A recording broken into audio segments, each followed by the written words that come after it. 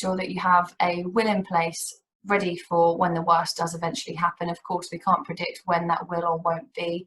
So by ensuring that you've got your wishes down on paper in a legally valid format is really crucial.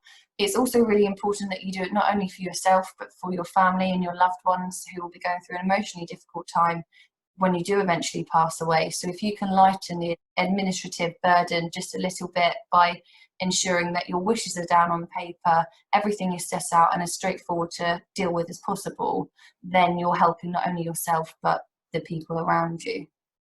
Maybe not a lot of people know this, but something like 60% of the population don't have a will.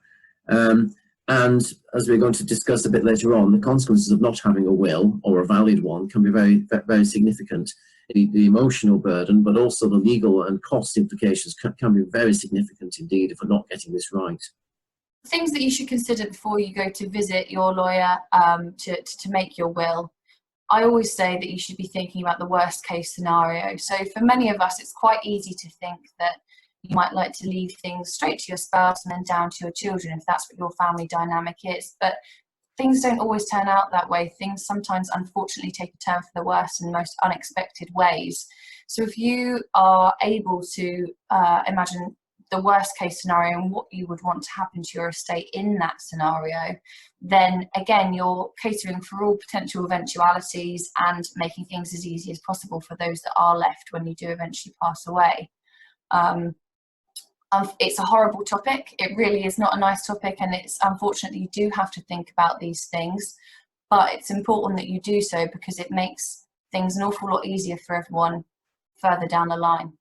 I mean, in addition to needing to think about the worst case scenario, you need to have in mind exactly what your estate consists of, so that you can be sure that your solicitor is advising you on how to deal with various assets.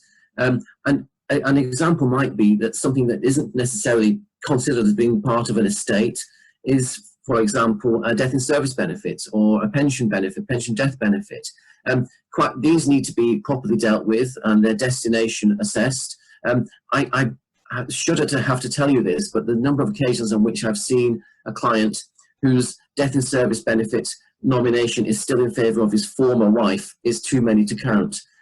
So these things need to be addressed. And if you go into the solicitor with all the details of your estate, and then you'll be able to establish exactly what sort of size the estate is, he'll be able to discuss with you what your potential inheritance tax liability might be, and also as part of the will making exercise, a very important part of it, discuss with you possible tax mitigation measures.